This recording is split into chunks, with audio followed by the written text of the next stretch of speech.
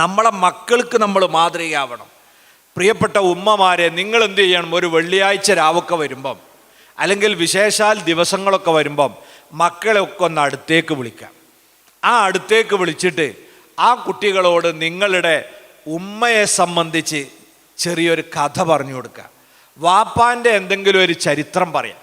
നമ്മളെ ഉമ്മയും ബാപ്പയൊക്കെ എന്ന് പറഞ്ഞാൽ നമുക്ക് വേണ്ടി ജീവിച്ചു പോയവരാണ്. അവർ നഷ്ടപ്പെടുമ്പോഴാണ് അവരുടെ ആ വിടവ് നമുക്ക് തോന്നുക. ഞാൻ ഓർക്കുകയാണ്, ഞങ്ങൾ 10 മക്കളുണ്ട് നമ്മളെ വീട്ടിൽ.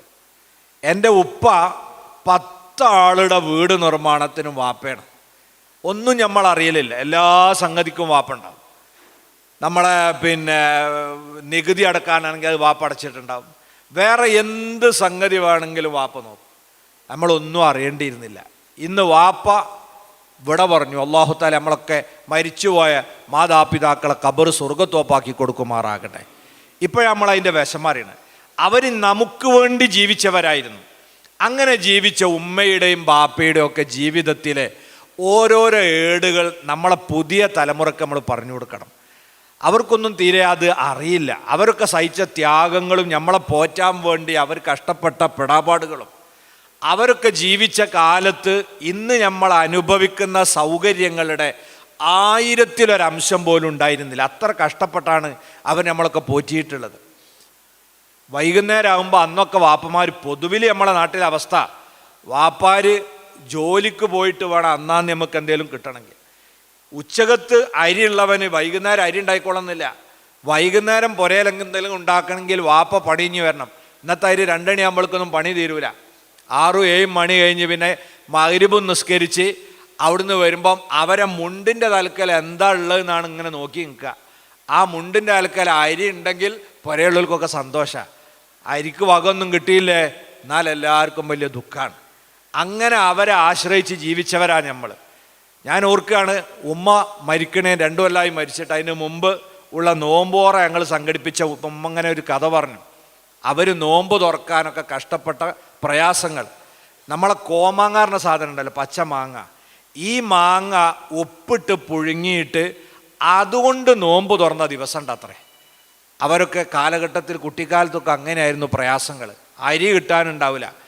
ഈ വെറും പൂള മരച്ചീനി കൊണ്ടുള്ള വിഭവങ്ങളാണ് അധിക ദിവസവും ഉണ്ടാകുക. അപ്പം ഇങ്ങനത്തൊക്കെ വേദനിക്കുന്ന കഥകൾ കേൾക്കാൻ നമ്മളെ മക്കൾക്ക് താല്പര്യം ഉണ്ടാവും.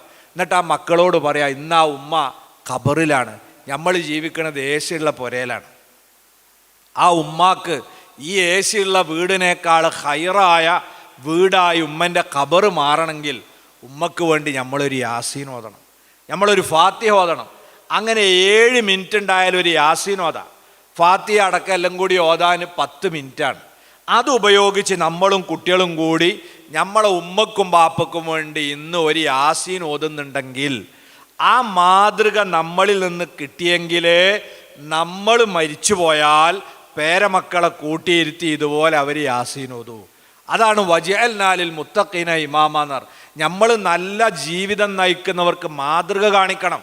മാതാപിതാക്കളായ നമ്മളാരും നമ്മളെ ഉമ്മക്കും വാപ്പക്കും വേണ്ടി ഇങ്ങനെ ദ്വാരക്കുന്നതായിട്ട് മക്കൾ നമ്മളിൽ നിന്ന് കണ്ടിട്ടില്ലെങ്കിൽ നാളെ അവരിൽ നിന്ന് നമുക്ക് പ്രതീക്ഷിക്കേണ്ട ആവശ്യമില്ല, പ്രതീക്ഷിക്കാൻ വകുപ്പില്ല. അപ്പം നമ്മൾ അവർക്ക് മാതൃകയായി കാണിച്ചു കൊടുക്കണം.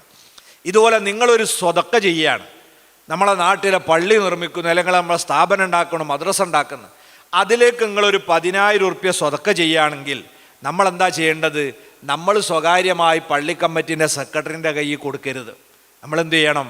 മക്കളൊക്കെ വിളിച്ചു കൂട്ടുക. കുട്ടികളെ, നമ്മളെ മദ്രസിൻ്റെ പണിയെടുക്കണം, നിങ്ങളൊക്കെ അറിയല്ലോ, സാധിക്കണത് എല്ലാവരും കൊടുക്കണം. ഞാനിതാ നമ്മളെ വാപ്പൻ്റെ പേരിൽ ഒരു 10,000 ഉറുപ്യ കൊടുക്കുന്നുണ്ട്. എന്നിട്ട് മൂത്ത മകനെ വിളിച്ചിട്ട് പറയാം, ഇത് അവിടെ കൊണ്ടു കൊടുക്കണം, നമ്മളെ വല്യാപ്പൻ്റെ പേരിലാണ്. എന്തിനാ അങ്ങനെ കൊടുക്കണത്? ഇതിൽ 2 കൂലിയുണ്ട് നമുക്ക്. ഒന്ന്, നമ്മൾ ഈ സ്വതക്ക ചെയ്ത കൂലിയുണ്ട്. രണ്ടാമത്തെ, കുട്ടിക്കൊരു മാതൃക കാണിച്ചു.